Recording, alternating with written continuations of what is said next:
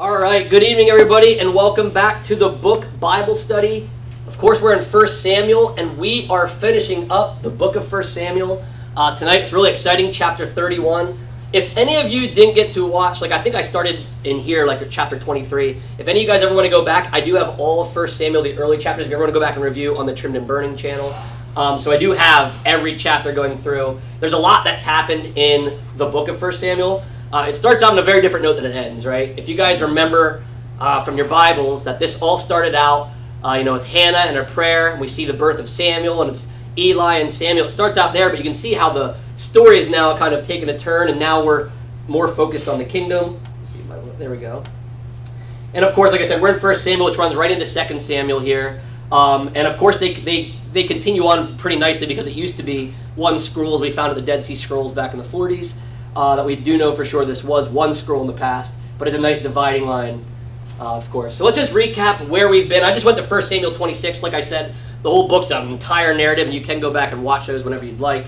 But 1 Samuel 26, I'm just going to pick up here because this kind of leads into the end of the book here and what the narrative's, what's been taking place here.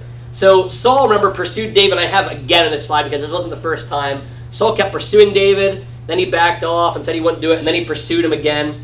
And David were in David's fugitive years. Although God had said that he'll be the king and it will be stripped away from Saul, it was prophesied through Samuel. He's still trying to take things into his own hands due to pride and jealousy. And we learned about the last time David spared him. He could have killed him twice. We learned about the caves. And then here, he went down to his camp, could have killed him, but showed him some grace there. And then this is where it started to get really interesting. Remember, David fled to Achish and the Philistines of Philistia. Achish, of course, is the king there. So Saul's the king of Israel. Achish is the king of Philistia. And David defects essentially there. And we had talked before about how he had gone to Achish earlier, but alone. And he played the fool, acted like a crazy person. But now things had changed. Remember, he had his band of brothers, basically 600 men that were with him. And he went and kind of defected to live in Philistia because, remember, he said in his heart, he was so full of despair. He said, if I just leave the border, I go to Philistia, maybe Saul stopped chasing me. And it was true. Remember, it did work. Saul stopped chasing him. It did work after that. But unfortunately, he didn't have to run and hide. He was just, like any of us probably would be, just sick of running, right? Somebody tried to kill you. If your neighbor tried to kill you 17 times, you'd move, right? You'd move. I would hope. I'd hope you call the police too, but but seriously, so can we blame David? He's a human. He was promised, and there's things God promised us, and we still don't trust it, right? And it would have been nerve-wracking, so that's what he did. He went and defected to Philistia. But it was a partial defection at first, remember? Because he asked for a town so he wouldn't disturb. I said he's a really good, masterful manipulator, right? David's like, I don't want to disturb you. Just put us on the edge of town down here. Build us a little town. So he got Ziklag. That's where all of him and his men lived and their families. And the key was it was down on the southern border, so he couldn't keep track, of what was going on down there. And David was making raids, and he'd come back with all this stuff. And he would say that he was killing the Israelites. Remember, he was acting like he was fighting for the Philistines and killing the Israelites, when really he was killing Israel's enemies and plundering them and bringing all their stuff back so they could basically live. This is basically his job. It's kind of crazy to think David and his men's job were to go kill people, steal their stuff, and that's how they sustained themselves. It's unfortunate, but things were a lot barbaric, a lot crazier back then, too. Although, I don't know, today's pretty crazy, just in a different way, I should say. We just have bombs and drones and all kinds of stuff now. And a lot of evil still going on.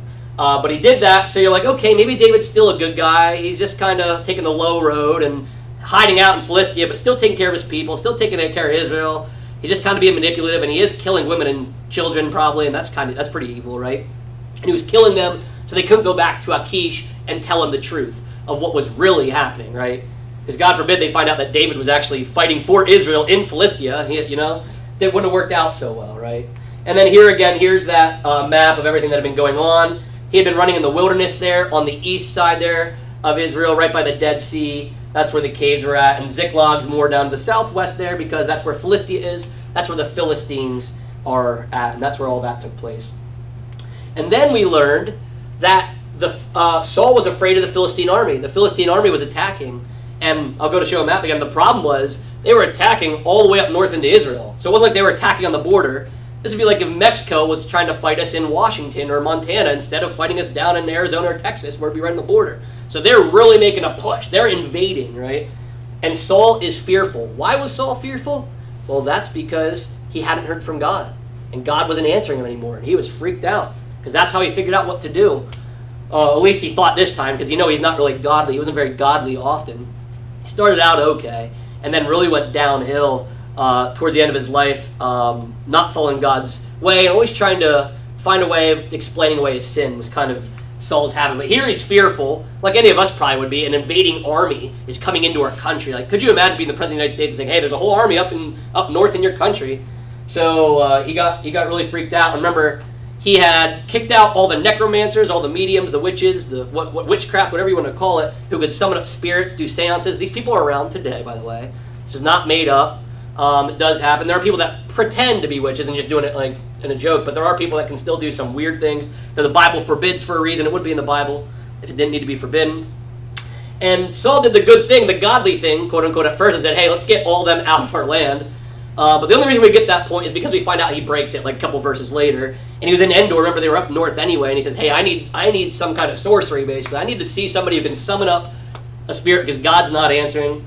And he went and had this witch he hid so that she wouldn't know he was the king, King Saul. Summoned up Samuel's spirit. There's debate over if it was Samuel or not. I think it was. And Samuel says, why would you ask me? God didn't answer you. Why would you think I could help you? And that's a pretty fair question, right? Could you imagine somebody said, hey, I prayed to God. He didn't give me an answer. What should I do? You're like, whoa, hey, don't put that on my shoulders. God, you should talk to God. I'll give you my advice. But, it's a little bit different here. So he had the spirit of Samuel summoned up. Samuel's upset about it. And Samuel delivers what we're going to read about today, another prophecy. He's full of prophecies. Even after his death, Samuel delivers another prophecy, if you think that's Samuel like I do. And he says, you and your sons will be with me tomorrow. And that's scary because Samuel was not on earth, right? So that was the bad news for Saul. And you'd think Saul would have got down and said, please, Lord, I'm sorry, I repent of my sins. I'm sorry I turned from you and hope God forgave me. But you don't see any of that behavior. And I think it's kind of shows you where Saul is really at in his life. And then, of course, we learned in chapter 29, David got himself in a mess because he'd been with Achish and he was his bodyguard. He's now sent into this war. With David now, it kind of seems like, and your people's mind, we can be fickle all the time. It started out as he defected just as a hideaway. And then he was, well, I'll get a town in Philistia, but I'm still going to fight for the Israelites. Now it turned into, hey, I'll go to war with you, right? And they wanted David to go with, and David and his men were proudly marching until, I think God intervened through the Philistine generals, basically. He said, hey, why is this Hebrew here? He's from the other country. Why do we trust him? He could turn on us at any moment. It was actually probably wise of them, by the way, because David probably would have had to at some point make a choice, right? He would have marched into Mount Gilboa, which we're about to read about, and he would have been fighting somebody. He would either have to turn on the Philistines or kill the Israelites. Either way, it's going to be a messy situation. So they reject David and say, get out of here. And Achish, the king's like, hey, David, I'm sorry. I'd love to have you. You're a great fighter. And remember, David was offended, right? And I don't know about you, but if you get out of something you don't want to do, you don't say, hey, why did you get rid of me, right? So David seems pretty gung-ho about going to war, and he is a warrior, and he's very successful. So he seemed gung-ho actually about going to fight the Israelites, but God, I think through divine intervention, had the Philistines kick him out. So they did. And again, here is where, just to illustrate again what's been going on, this is why it's so terrifying, because the Philistines were down, as you can see, southwest, where we were just at. We were talking about how he was running around by the Dead Sea there in the wilderness of Ziph. But now they're all the way up, going up Mount Gilboa's all the way up north, as you can see. Endor is way up there. So now we're up near Galilee, where Jesus is from. So way up north there, that's where they're going. And Aphek is where David got turned away. So it stops there. He didn't go up. He turned around. He came back then. But that's where it's going on. That's what happened in those chapters. And you can see why, now on the map, why Saul would be a little terrified. They went straight up. They were marching straight up as an invasion there against him there. And then, of course, we learned, since David and his family we got this interlude, they got turned away, went back to Ziklag to go home, and they got home and their house is on fire, literally. All their house is on fire. The whole place is burnt down. All the women and children are gone. Like, what a terrible, could you imagine you went out to war, you went out to do some task or whatever, and you go back to your wife and kids and they're all gone, your house is on fire. And you have a note that says, we kidnapped them, or something. That's basically what, they knew what was going on. It's like, man, that would be pretty gut-wrenching, right? And remember, the guys wanted to kill David. They wanted to stone David for doing all this because it is kind of David's fault in a way. David got him in all this mess. He's their leader, which is why the Bible always talks about leaders having more responsibility, having to be very strict really and having to be vetted properly, and it's very serious because a leader like David, and we'll see with Saul, sins can affect many people, right? So these other men who were David's men had their wives kidnapped because they followed David's leading, right? And he led them up in this battle. They could have just said, hey, we're not fighting the Philistines. What are we doing here, David? Maybe they did. We don't know. There might have been some, or they might have been trying to be respectful. Like, hey, he's our leader. We're not going to second guess him, And now the reality set in. Everything's gone, and they are upset. They wanted to kill him, and he was furious. But we did learn, again, only by the Lord's divine providence, I think, that David is able to go fight and kill the enemy, get all of his people back safe, and all their plunder. So not only did he get everything returned, he was able to take stuff from them. But I think it's pretty miraculous because I still can't find an example in the Bible where a group gets kidnapped and everybody survives and gets returned with no hairs harmed on their head. So again, this is a very unique story because could you just imagine the thoughts, like even I think people with Israel now with the hostages, there's very little, like you just feel very hopeless in that situation, like they're never going to come back safe, right? But they were blessed enough, and that was God's divine providence again. And it was really the turning point now. David kind of snaps him out of his slumber of being afraid, of wanting to stay in Philistia, and just kind of giving up, being afraid of Saul, and being in a poor state of mind. And this turns things around for David and his men. And we did learn, remember that last chapter is a pretty cool thing. Remember, we learned about how it's important no matter what you do for the gospel. Everything is equally important and everything is rewarded. It was really great illustrated here. How David, remember, he had 600 men, but 200 were exhausted because they walked 3 days without food and water. That'd be pretty rough. And they stayed back with the baggage, and the 400 went and fought. And then the 400 came back and said, they'd be lucky enough to get out of here. That would be their spoil, right? But we fought. And David says, no, anybody that does work for the cause is equal. And they're getting just like we are, and they made it a statute from that day on. And we said about how that was in line with how people think, sometimes pastors or people in leadership or Sunday school teachers or whatever, that they are the ones and they're doing more, when this clearly says every act is part of the gospel. Anything you're doing to help, whether you're cleaning, whether you're helping, whether you're meeting somebody for coffee, anything that you're doing for the gospel, this illustrates it here, I think, in a great way, is worthy of reward by the Lord there. And again, this is just kind of the map. It's kind of blurry. Should have got a better one, but that's them. Remember, they went from Aphek, dropped down there, and that's just kind of showing the path. And when they got there, how they had to drop down from Ziklag to attack the Amalekites to get everything back. So that's kind of where we ended off last time. And now we are in the final chapter, 1 Samuel 31. So we're going to go ahead, read this verse by verse, and then we'll go back through and break it down. All right, 1 Samuel 31, starting in verse 1. Now the Philistines were fighting against Israel, and the men of Israel fled before the Philistines and fell slain on Mount Gilboa. And the Philistines overtook Saul and his sons, and the Philistines struck down Jonathan and Abinadab and Malchishua, the sons of Saul. The battle pressed hard against Saul, and the archers found him, and he was badly wounded by the archers. Then Saul said to his armor-bearer, "Draw your sword and thrust me through with it, lest these uncircumcised come and thrust me through and mistreat me." But his armor-bearer would not, for he feared greatly. Therefore Saul took his own sword and fell upon it. And when his armor-bearer saw that Saul was dead, he also fell upon his sword and died with him. Thus Saul died, and his 3 sons, and his armor-bearer, and all his men, on the same day together. And when the men of Israel, who were on the other side of the valley, and those beyond the Jordan, saw that the men of Israel had fled, and that Saul and his sons were dead, they abandoned their cities and fled. And the Philistines came and lived in them. The next day, when the Philistines came to strip the slain, they found Saul and his 3 sons fallen on Mount Gilboa. So they cut off his head and stripped off his armor, and sent messengers throughout the land of the Philistines to carry the good news to the house of their idols and to the people. They put his armor in the temple of Ashtaroth, and they fastened his body to the wall of Bethshan. When the inhabitants of Jabesh Gilead heard what the Philistines had done to Saul, all the valiant men arose and went all night and took the body of Saul and the bodies of his sons from the wall of Bethshan, and they came to Jabesh and burned them there. And they took their bones and buried them under the tamarisk tree in Jabesh and fasted 7 days. And that's how 1 Samuel 31 ends. And we'll segue into 2 Samuel, of course. But so there's a lot going on here. It's actually a shorter chapter, but there's still a lot to dive into with these 13 verses. So it starts out, of course, the Philistines were fighting against Israel. So right here we know they made it up north. Saul's nightmares all came true, right? And the Philistines are now fighting against Israel. And then it says, and the men of Israel fled before the Philistines and fell slain on Mount Gilboa. So the Philistines are, again, all Saul's nightmares are coming true. The Philistines are fighting Israel, and they're slaughtering them. And it's so bad that you see people are fleeing, right? That doesn't sound like good war tactics, fleeing, other than it means that you think you're outnumbered or you're going to get defeated. So they're running away, they're getting killed, and it's just bad news. And we're going to see, exactly what Samuel says is going to happen.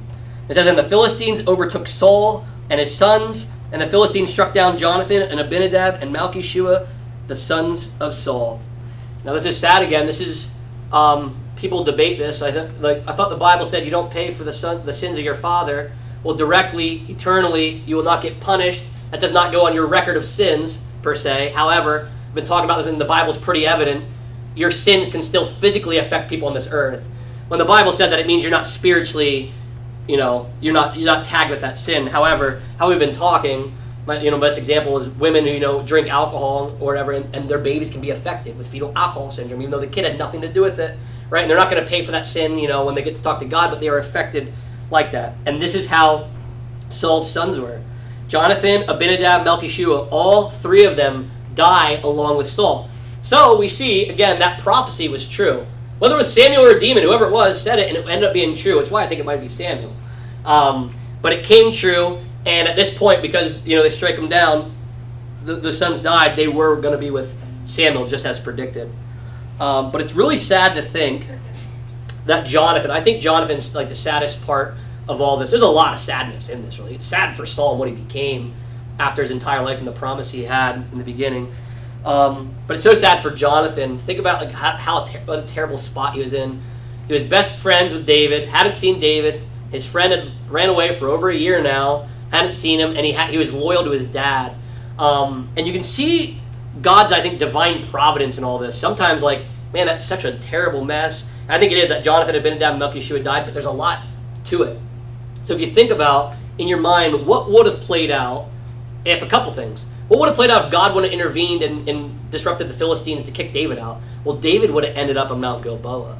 And could you imagine Jonathan having to choose between Saul, his dad, and the king of Israel, fighting for God's people, and then David, and then afterwards, when David wants to be king later on, it would have got really messy because the prophecy was that David would be king, right? And it would be a mess because Jonathan and David were really good best friends, and they made that peace treaty. That when David would be king, they'd work together and everything would be good. And that was so important because Jonathan was next in line to become king, right? And that would have been the problem. When Saul died, whenever it had been, if it would have been of natural causes, Jonathan would have been next in line. So that was such a good, agreement there. However, you think about Abinadab and Malchishua, they might not have been so keen on this. So perhaps, and I'm maybe reading into this a lot, but perhaps God took their lives as just to make everything a lot smoother. Because otherwise, even if Jonathan, would have been okay with it, would have Abinadab or Malchishua? Probably not, because they could say, well, if my brother doesn't want it, then I want it, right? And that could have been pretty bad. And the reason I think it would have been a lot worse is because later on, if you read 2 Samuel, Ishbosheth is a son of Saul that survived, and it does become a problem. David doesn't become king real easy and just walk in and take the crown right away because of these kind of issues. So you could imagine perhaps had God not taken them, it could have been a real mess for David and Abner and all them. Could have caused a lot more issues, but that was never the plan, right? Because God's been in control, he's ordained it, that was never going to happen. But you can kind of see, sometimes we ask, why would God do that? They didn't sin, they didn't do this. But sometimes I like to think about what good could have come of it, and you can see how God may have stopped a mess later, right? But no matter what, it's sad because as far as we know, even Abinadab and Malchishua are innocent in this. They're just being loyal to their father, fighting this war, and they're actually being loyal to God by fighting for his people against the enemy there. But that's what happened. We see that the battle, it says, pressed hard against Saul. So Saul's having a tough time. He was basically trapped. And the archers found him and he was badly wounded by the archers. Then Saul said to his armor-bearer, "Draw your sword and thrust me through with it, lest these uncircumcised come and thrust me through and mistreat me." So first I'll stop right there, actually. I can keep on going. But so it got tough for Saul, and the archers found him. He was badly wounded, so he got shot by arrows. So he's wounded, and it's probably just not a minor flesh wound. He might be bleeding out pretty good, right? And I wouldn't want to be shot with arrows. And if all your guys are dying, and now you're shot with arrows, and the archers have you surrounded, and all your guys, it would feel helpless, right? It would feel helpless. So Saul decides to look at his armor bearer there. He's bleeding. He looks over. His armor bearer's right there and says, "Hey, kill me. Just end it. Put me out of my misery." People say that. Put me out of my misery. They joke about it. Saul was literally serious. Like, put me out of misery. Just kill me. Just do it. Draw your sword and thrust me through with it, lest these uncircumcised come and thrust me through and mistreat me. So what he's saying is, Saul's basically like, I am wounded, possibly fatally wounded. If not fatally, I am going to be handicapped. And I was already having a tough time fighting these Philistines. We were already having a tough time, and now I'm hit. I'm hit.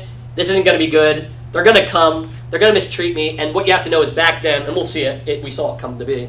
Back then, there was a lot of humiliation tactics. It's pretty barbaric. So when you kill a leader, you would literally humiliate them. You'd strip them naked. You might drag them through the city. You might hang them up on walls, as you'll see, just as a mockery of who you've killed. So he had known these tactics there, and he didn't want to be. First off, could you imagine being a prisoner of war? I actually remember reading when I was I think it was in civics or something like that our military, and I don't know if they still do this, used to give cyanide packets to our soldiers.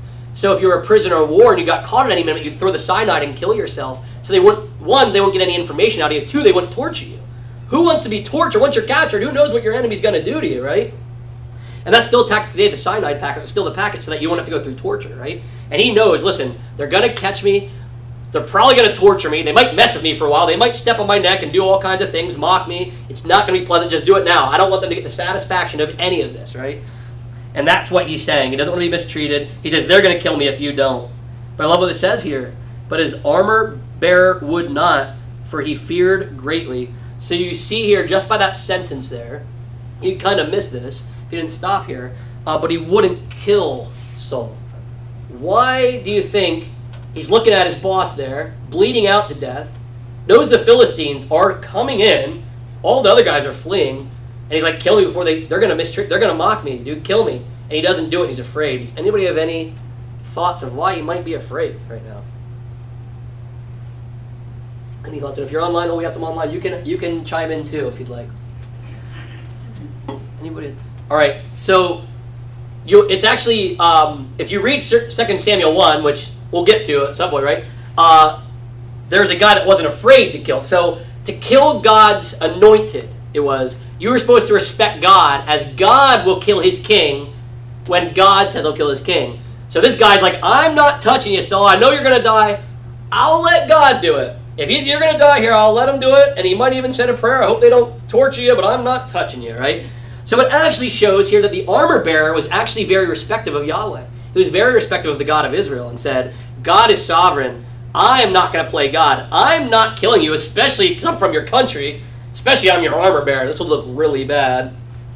And spoiler alert, Amalekite will talk to, in the next chapter, 2 Samuel, and Amalekite will come and tell David that he killed him, and David will have him killed and say, why did you touch the Lord's anointed?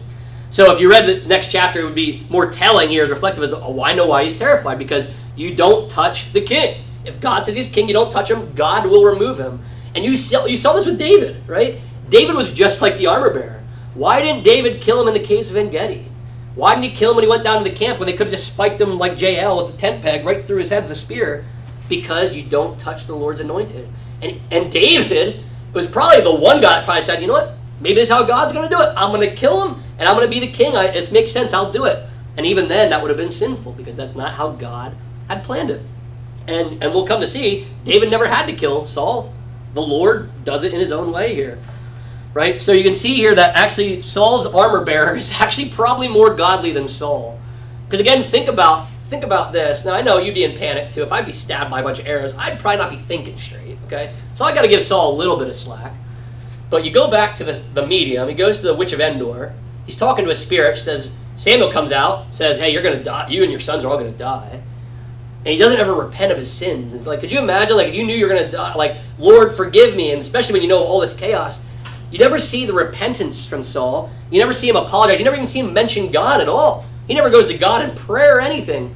And the irony is, does anybody remember why he went to the witch of Endor? What we said? Why did he go to the witch of Endor? Because he didn't hear from God. So he finally hears this thing. You'd think he'd say, all right, God, now please, I'll do anything. But you don't see that. Saul's heart is not repenting. Even here when he's stabbed with arrows, you wouldn't think, Lord, help me. I'm sorry what I've done. I know I deserve it. But you don't see that repentant heart like you will in David later on in 2 Samuel. So you could make the argument here that the armor bearer was more godly than the king himself. And we have seen Saul's been pretty dishonorable as a king lately. So he asks him, the armor bearer says, I'm not doing it, and he feared greatly. And then it says, therefore Saul took his own sword and fell upon it. Now, some people, it is true, they'll say Saul committed suicide.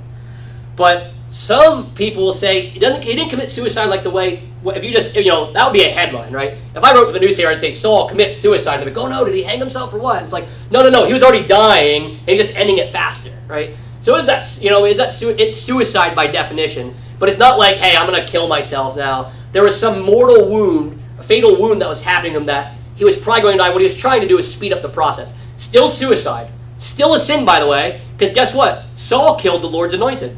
That's actually true. Him killing himself was killing the Lord's anointed. He's guilty, just like the Amalekite will be that says he killed him in the next chapter. Right, so it's really interesting to consider that. But Saul, when people will say that he commits suicide, it wasn't like he decided to kill me, I'm out. He was already on the way out. He was fighting the battle, and he was injured, and he saw it was coming, and he counted himself. He was like basically saying, I'm as good as dead. Might as well do it faster. And when his armor bearer wouldn't, he falls on his sword. And when his armor bearer saw that Saul was dead, he also fell upon his sword and died with him. So it just becomes a mess then. At first, like, I'm not going to kill you. Then he comes and goes, all right, well, I'm out too. And just, falls on his sword.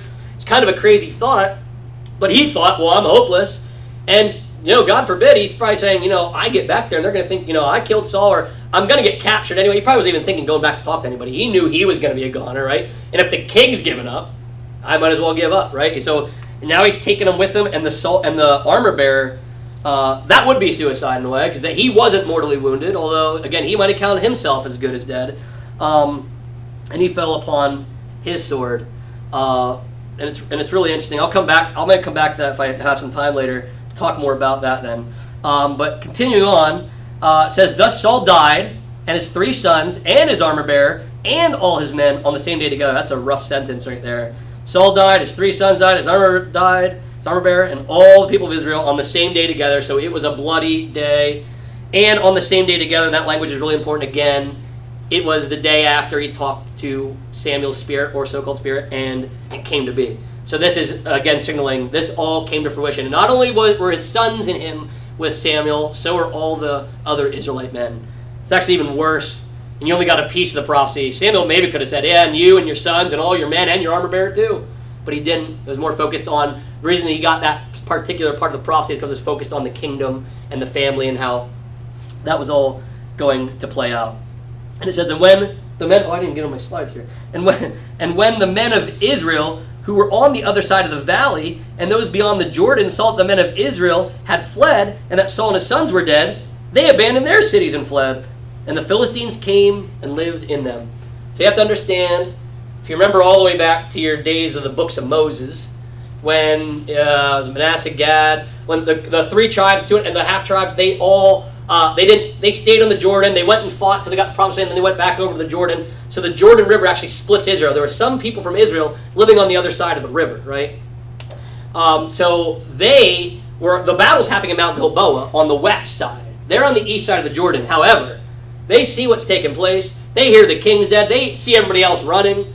And it would be kind of the equivalent if some enemy nation that we consider our enemy nation, Russia or China or whatever, pick a country or whatever, invaded the United States and they took Virginia and Maryland and New York. What would you guys all do? I know what I'd do. I'd get out of there too. I'd say, well, it's only a matter of time until they make their way to Pennsylvania, right? Same thing here. I think they said, well, they're over across the river there and they can swim over here. We better hit the road. And they said, I'm not falling on any sword. I'm getting out of here, right? We don't know where they went, but they fled. And can you blame them, right? Because they were probably going to be killed. And basically the Philistines came and lived in them. So they did make their way there. So it was probably good to run because the Philistines did come over and they just lived in their cities without a fight. And honestly, the Israelite people is probably better. Again, it would be like if we had an invasion here, you can either stay in your house and fight and probably lose or relocate. And that's usually what happens all over the world. Unfortunately, it's still going on today. Yeah, Lynn. Where was Saul's younger son that you said?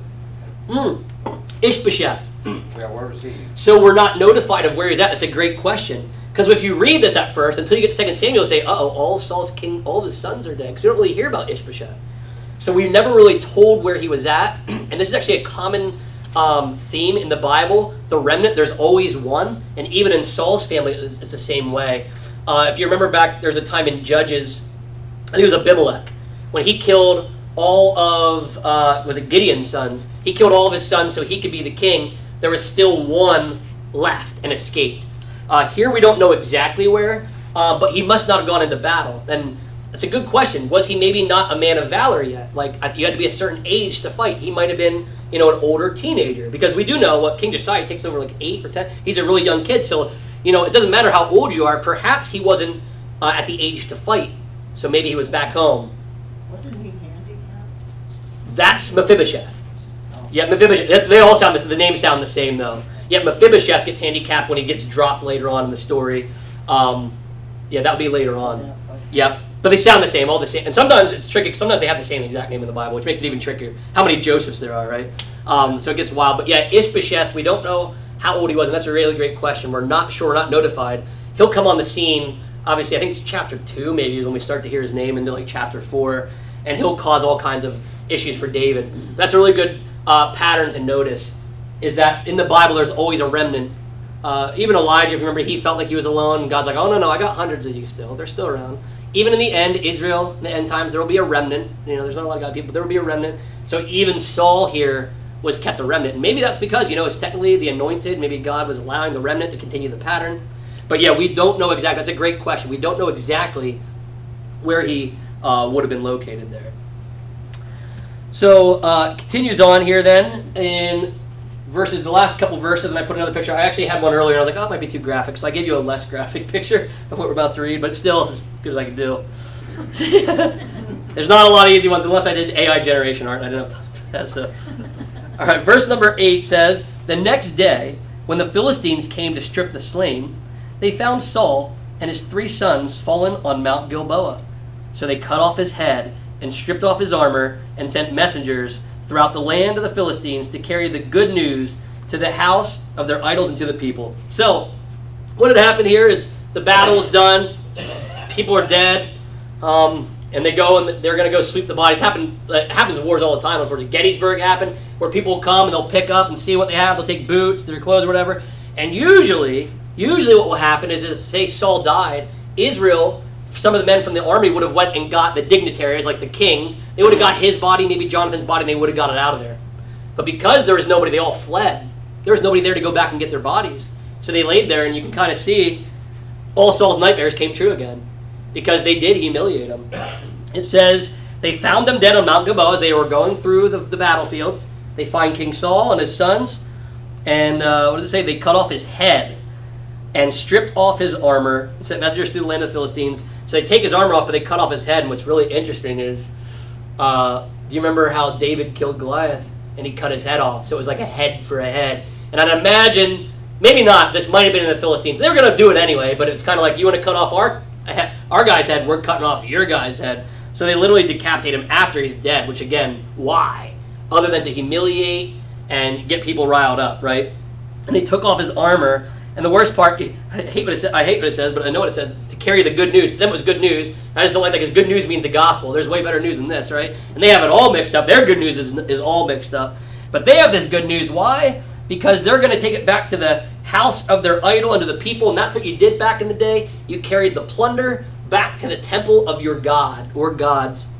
And they have gods here, because later we'll see it's Ashtaroth. But we know Dagon earlier in the story. And this reminds me a lot of Dagon. Remember, Dagon is another Philistine god, the fish god or whatever. And remember when Eli was actually still, Samuel wasn't even in charge yet. And remember the Philistines stole the Ark of the Covenant? And what they do, they took it to the temple of Dagon, because that's what you did. And there God met. That's when God, knocked over Dagon's statue, took his head off, took his hands off, and they got rid of they passed it around for a while, and they got rid of it. So it's kind of interesting, again, you can see that same pattern. They don't have the Ark of the Covenant this time, but they got Saul's body and his armor, and they're going to come in and parade it, and it's very similar to what happened in the days of the Ark of the Covenant. When they got the Ark of the Covenant, the reason they took it there again was to almost brag as if Dagon was stronger than Yahweh. They had it all mixed up. But they thought Dagon was stronger than Yahweh, so they were praising him, and they're kind of doing this again. They take his stuff, and they take his body and everything, and they take it to the temple. It says they put his armor in the temple of Ashtaroth, and they fastened his body to the wall of Bethshan. That's why I kind of have these pictures here. It's just gruesome. It's even gruesome more than the pictures. Could you imagine people with their heads cut off and their bodies just hanging on walls? And this is the gruesome stuff that used to take place back in the day. Maybe even not that long ago, honestly, in history. But another way to humiliate people, another people to show this is what happens when you mess with the Philistia, that kind of a thing. But it was in the temple of Ashtaroth. So this wasn't in the temple of Dagon. However, I think the recap in 1 Chronicles talks about how they put his head in Dagon's temple. So I think they put his head in Dagon's temple, his body and his armor in Ashtaroth, so basically worshiping their gods as greater than Yahweh, and they have it all obviously messed up. And they fastened his body to the wall of Bethshan. And then verse 11, really interesting. It's kind of like, it seems random verse until we start recalling what happened, but it says, "But when the inhabitants of Jabesh Gilead heard what the Philistines had done to Saul, all the valiant men arose and went all night and took the body of Saul and the bodies of his sons from the wall of Bethshan, and they came to Jabesh and burned them there. And they took their bones and buried them under the tamarisk tree in Jabesh and fasted 7 days." So it's really interesting. So we got this thing like, well, their bodies are already dead. Like, they're dead, their heads are chopped off, they're hanging on walls. Your nation just got obliterated, your army got obliterated, you all fled, people left their towns. Why are these guys from Jabesh Gilead getting their warriors to go retrieve the bodies? Well, they wanted to honor Saul. They wanted to go back when Jabesh Gilead heard of it, which they were across the river. They heard about this. They wanted to go and save Saul's body for his honor. Does anybody know why the guys at Jabesh Gilead might have wanted to do that? Why nobody else did it, but Jabesh Gilead did. They're the only ones. Anybody have any guesses as to why? This one's kind of a little trickier because we didn't cover it here per se, but if you go back to, let's just go back to chapter 11. Go back to 1 Samuel chapter 11 here. We'll flip back and we'll see what happened in the past here. If I can get to my chapters are sticking. That's Ruth. 1 Samuel 11. Oh, I almost had it. Here we go. Saul defeats the Ammonites. So you have to remember. All right, so I'm going to recap what was even going on in 11 here because we didn't cover it here. I have a video that you can go watch on my Churn and Burning channel. I have a full chapter breakdown on this. But what had happened is, remember, Saul was anointed king, and he was still feeble, young. He was kind of like he was like, I don't know, I don't want to be king. He's hiding among the baggage, last chapter 10. He's hiding out, and they're like, who's going to be this king or whatever? And he got anointed king. But if you go back just go back a couple verses before 10, it says, "But some of the worthless fellows said, 'How can this man save us?' And they despised him and brought him no present, but he held his peace." So when Saul was getting anointed king, and Samuel said, "Yep, we're going to anoint you king." Remember, Saul, it was this divine thing. Saul was looking for his dad's lost animals. He ends up with Samuel. Samuel anoints him as a king. But there's guys saying, why is this guy a king? And they called him worthless fellows. So they're guys you don't want to pay attention to. But you still hear the critics' voices. But Saul, back then, showed composure. He showed a lot of godliness, and he kept his peace. He could have said, "I'm going to be king and have all these guys killed." But he didn't. But there's people that doubted him. Then in chapter 11, God had something happen here. If you guys kind of read through, Jabesh. See, the elders, look at verse 3. The elders of Jabesh are here. They were being attacked by the Ammonites. Nahash and the Ammonites went and they were going to fight Jabesh Gilead. And he had this really evil condition. Nahash from the Ammonites was going to let them go as long as he's able to gouge their right eyes out. If you remember, he's like, I'll let you guys go as long as I gouge all your right eyes out. That's so they couldn't, depth perception, they couldn't shoot anymore with their arrows. So it's going to affect them by war. And it was also going to be humiliation. They humiliate people. And Jabesh Gilead was worried. They're going to gouge our eyes out. And Saul comes to the rescue. And this whole chapter here is how Saul came to the rescue for Jabesh Gilead and killed all the Ammonites and saved them. And that was when all of a sudden people said, "This is our king. We need this guy." And God used the defeat of the Ammonites and him saving the Jabesh Gilead to have people put their trust in Saul as king. Because there are some people after that, after he defeats them, people, he has like his approval rating goes through the roof, right? As you can imagine, right? And that's what happened. So you have to know that to know when you come back to these last chapters, why in the heck are these guys from Jabesh Gilead, sacrificing their lives to get dead bodies? They're not saving anybody. But it was that honor. They wanted to show honor to say, you know what? He came and saved us. We could have all been killed, and probably their fathers by then, people who are dead. Like, he saved our families. He saved all of us. The least we can do is give him a respectable, burial. And you see, they burned their bodies.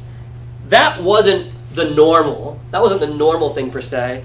But some people believe they might have done that to further, in case anybody was able to get bodies and cause more humiliation. They wanted to absolutely eliminate the possibility of humiliation.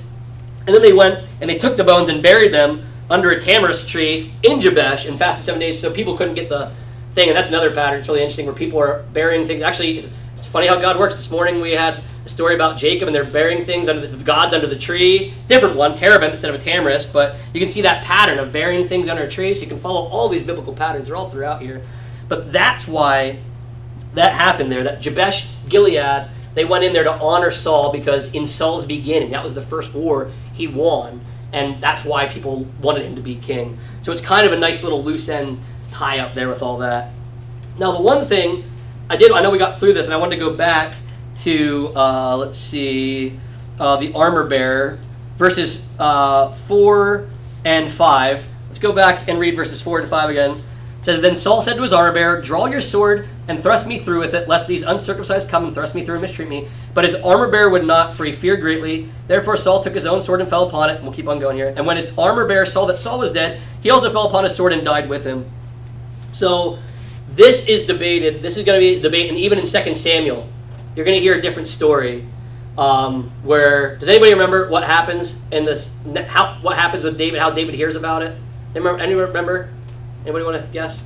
Doesn't somebody come on the two bodies, grab the sword, and run it back to David and say, look, see what happened? Yes, exactly. So there's an Amalekite, right? There's a young man, an Amalekite, who comes to, in the next chapter, to David. David finds out, and it says, hey, I came across the scene of Mount Gilboa, and I saw Saul struggling. He was going to die. He said he wanted me to kill him. He asked me to kill him, so I killed him. And that's when Saul, and we'll get to it, and David says, you can't touch the Lord's anointed like that, and has the man killed. Spoiler alert for the next chapter, but that's okay. But the reason I bring this up, because some people say, biblical contradiction, and the critics love this, biblical contradiction. I thought Saul killed himself. How did the Amalekite kill him, right? And what's really even more interesting is, the reason I brought this up, it's possibly, I could be wrong, possibly a weird version of Romeo and Juliet. Remember Romeo and Juliet? Well, I forget who kills him. Was Romeo kill himself first and then Juliet next? I can't remember who killed, or does Juliet? I don't remember. Any of them. One of them kills themselves, or so it looks, but they didn't really. And the other one poisons himself and kills himself, and they snap out and say, they killed themselves, and they actually killed themselves. That whole thing. There's a chance here that when Saul fell on a sword, it does say, that the armor bearer saw that Saul was dead. And maybe Saul looked like he was dead, and so the guy kills himself. So we'll have two things to say. Did Saul kill himself, and did the Amalekite lie, right? Did he lie, and why would he lie about that? Maybe to win favor with David. I don't know. But the weird thing is that the story of the Amalekite almost matches up with Saul's story here of falling on the sword. But the Amalekite, I don't see any evidence here that the Amalekite was here on the mountain to see this whole thing take place. It is bizarre to me that an Amalekite says to David, I saw him on a sword, and he asked me to kill him, and I killed him. And that's the same thing Saul asked of his armor bearer. And the Amalekite says he did it. Some people will say the Amalekite lied, and maybe he did. I don't have enough proof to say he didn't. Some will say he lied, and he was just trying to win favor. But I've found out at times, I could be wrong, so this is just conjecture, but I found at times when you have this or this, it's not this or this, it's this and this. So it's like, well, did Saul fall on the sword and kill himself? Or did the Amalekite kill him? And I think the answer is yes. That sounds really like, what do you mean, yes? Could it be that the archer shot Saul, and he felt like he was dying, so he fell on his sword, and he didn't die right away, and he kind of like was groggy, and his armor bearer is dead, and he's still not dead, and says, kill me. So there's a chance, I'm not saying, because it says he's dead, we don't know if he was actually dead, so there's a chance that all of these accounts are accurate, that nobody was lying. That Saul did fall on the sword, did try to kill himself, but the arrows didn't kill him, his own sword didn't kill him, and he needed a third blow to kill him. I think that's very possible because the Amalekite story just really seems to line up. It seems to be the same request that Saul made to the armor bearer, and I don't think the Amalekite was standing around listening to it.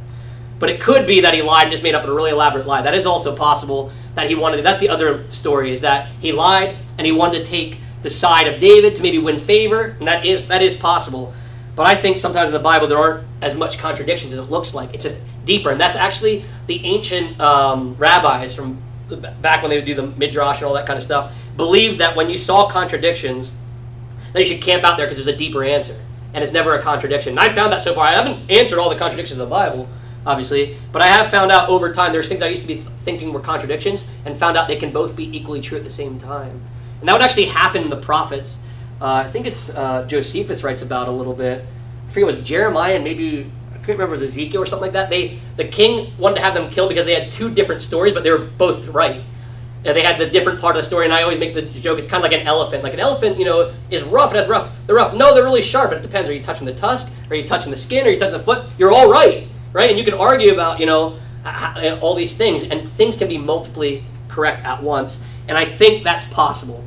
Because I know what's going to happen. The reason I brought it up, because when you get to the next chapter, you'd be very confused. Like, wait a minute, I thought Saul killed himself. That was Amalekite. What is going on here?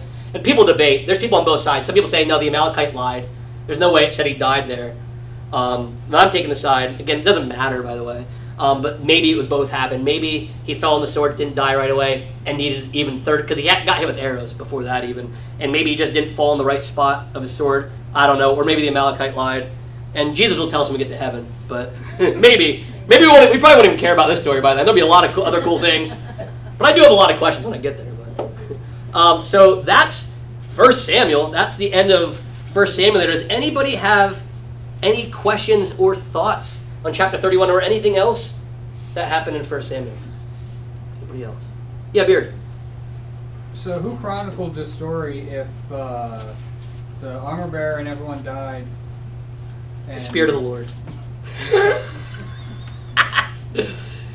So that's a fair question. Who chronicled everything? Who chronicled everything if the armor bearer died? And these are fair questions. People always say, did Ezra write Chronicles? Did he write all these? And there's debate. We don't know. You can debate over authors over and over and over. And it's like, well, how would they have known the details?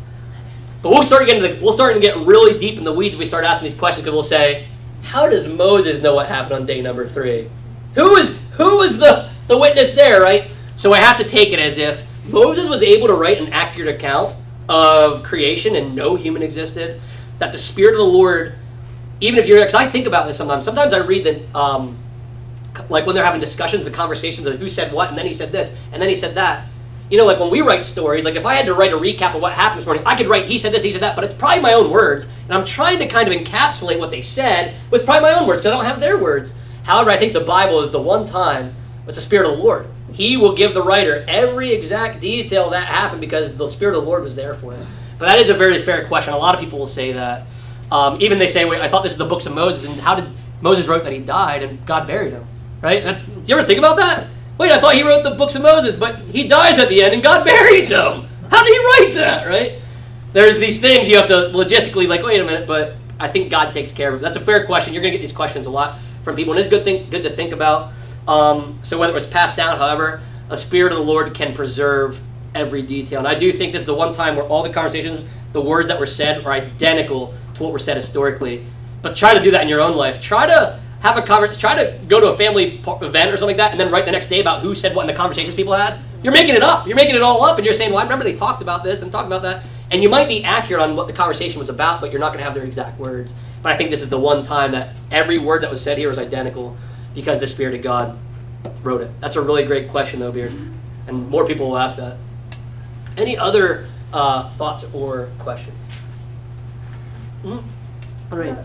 Why did they fast 7 days afterwards? 7 days. Yep. So they fasted for 7 days after they buried him. So they almost did it as like a funeral, 7-day funeral, and events obviously lasted back. Life was a little slower back then too, and nobody had to get to their 9 to 5 the next day, right? They didn't have to do all that. They didn't have to do their laundry and all that stuff, right? It was a little different. I mean, it was a lot slower back then, but they would do a lot of things were different back then. Just like their weddings were 7 days. This is 7 days. Sometimes they'd fast for even longer.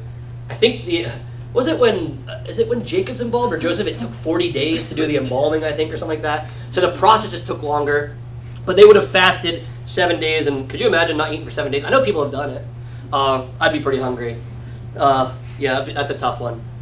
But yeah, that's when that happened. They fasted 7 days, and that was out of respect for Saul. It was a godly thing to fast for them there, and that was their way of kind of mourning there. That's a great question. Yeah, Bill. In a valley, what nationality were they? Were they Israelites? That's a great question. Yep, they would have been. Yep, they would have been Israelites. Yep. So Jabesh Gilead, and that is really tricky because you see all these things. The men of Ephraim, the Ephraim, Zebulun, the land of Zebulun, the Jabesh Gilead, and they're saying the names of towns. So Jabesh Gilead would have been, like the Sunburyites and the Shemokinites and the Selinsgrovian. They're all Pennsylvanians, but they have these different pockets. The guys at Jabesh Gilead would have been a little bit different than the other people, the other towns, but they were all Israelites there, and that's why they were so honoring to Saul, because Saul ended up saving them from that attack by the Ammonites there. That is a really great question because it is so confusing with a lot of the names. Jabesh Gilead was actually a town or city or however you want to call it in Israel there. So that was a great question. Yeah, anybody else have any other questions or thoughts on any of that? Well, Yeah, Anna. when you were reading it earlier with the Jordan River, I didn't realize until I was in Israel that in my mind every river is like the Susquehanna River over here at the bridge. Oh, yeah. So I was like, oh, a river. And then I was there and like up in that northern part, like where it drains out of the Sea of Galilee to go south. I mean, in 2011, it was more like a creek. We drove over it, like we'd drive back and forth, and I was like, it's not a river. Like, what is this? It's a creek. So it just is curious to me, like when they say, like, oh, they knew that there was this battle going across the. Right. that there was this battle across the other side, and they see it, and they I don't know how wide it was then. I know they say the waters Right. have receded. Yeah, and it also depends on the type of season too. Oh yeah. So like, if you remember, actually, when they go to the Jordan River in when they go there, and it talks about what's crazy then is it was swelling because it was flooding season. So that's what a lot of times people will miss. The chaos of crossing the Jordan was just chaotic as crossing the Red Sea, because this wasn't just a little stream. It was like whoosh, like whitewater rafting, probably water coming down Jordan because it was the flood season. So it probably depends. And this is a great point that you bring up because it could have been dry season. And yeah, like walking a bunch across rocks or a little creek would be a lot easier than walking across in flood season. And I'd imagine by the reaction, they weren't protected by the water very well. So that's a great point to make. And it does depend, just like the Susquehanna River has a wider mouth in certain areas and certain parts you can walk over more shallow than others. So it's a really great point, and it depends on the time. But I'd imagine, based on the reaction, it wouldn't be too hard for them to cross over. Beer, did you have another thing, Dad, or a question? Yeah, question about swords. So earlier in 1 Samuel, it's mentioned, I think, Saul and Jonathan are the only ones with swords. Mm-hmm. But now it seems a lot more people have swords. Yeah, that's a great question. Is steel becoming more readily available, or are they still bronze? Or That's a great question. That's going to be your homework. Beard's going to do homework for us and find out the material that all the swords are made. So tune in next time. No, that's a great question. I'd imagine that in a panic, like maybe they're like two swords. They found something, and I don't know if they had swords fashioned over time or what that may be. That's a really great question because that is earlier mentioned. Actually, that was only him and Jonathan. And there's a whole thing earlier about spears and the enemies having them. If you remember, I think it was even earlier in this book here. It's a great question. Yeah, well, that's it could right. be just like an homage to the fact that like Israel is not a warring nation. So even at this point, they've become a nation, but they're really a nation of nomads and shepherds, yeah, and farmers, which is not really the same as like the Philistines, who are essentially like a warring nation. Yeah. So they've had military conquests out the wazoo before all this. So I think it's just is an allusion to the fact that Israel's, and this is what makes it a big difference when you get to the Davidic dynasty, so to speak. He really makes Israel into like this fearsome warring nation that is really to be feared by everyone, and that's why, again, I'm spoiling Second Kings. It's great. That's why he's not allowed to build the temple. Yes. Because he's basically turned Israel into a nation of war. Yeah, and that's a really great point. Because up to this point, they really hadn't, and like their kingdom's still new, remember, right? And the judges were kind of defend. Judges would only pop up to defend things that were already going awry or wreck, right? So they weren't really a warring nation. And that is what's awesome about Israel, is it's a nation of shepherds, by no coincidence, obviously, right? Moses was a shepherd, right? David's a shepherd. If you ever think about that, all the shepherds, and even they were really mainly shepherds. And you're not too afraid of fighting with shepherds either, right? They didn't have knives and swords. They had staves, and they were more about fighting. Now they had other kinds of stuff, but they were not a warring nation. So that's a really great point. And then, like you said, David changes that big time.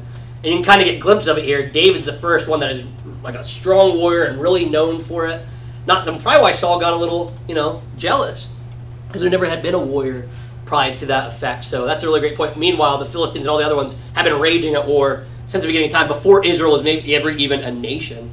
You even think about the Amalekites even attacking Israel from behind. Israel was just coming out of Egypt. They were still a family turning into a nation, and they're already getting attacked from behind. So you can see there's a lot of war going on there. So that's a great point as well. Yeah, Lynn. You can't really fault the Philistines for what they were doing because they were just trying to get ahead. Yeah. That's for those online. That's Lynn. He's our pun guy. They were just trying to get ahead. It's also true though. They were also trying to get ahead and taking Israel, but ahead for ahead. Only Lynn. That's great. That was pretty good actually. Anybody else have anything? Well, they probably got the swords from their plunder. And that's a really great point. There we go. Beard's mom got the answer for Beard. I love it. The family takes care of it all. This is great. Because they got David killed Goliath. Yeah, he took his. Sure all of them were And they put that, they monument. out of here and left their swords laying. I mean, that's a fantastic point because all the people he was conquering in that little time when he was in Ziklag were foreigners. And they probably took everything. So that's a great point. So your mom took care of it. I don't even have to do the research anymore. Is that how the word stealing came about? Stealing? Maybe different spelling. There was stealing. They were stealing steel. Steel stealers. All right. Anybody else have anything they want to add? All right. Well, thank you again, everybody. Hope you enjoyed it. Go ahead and read ahead and 2 Samuel. Until next time, keep your lamps trimmed and burning.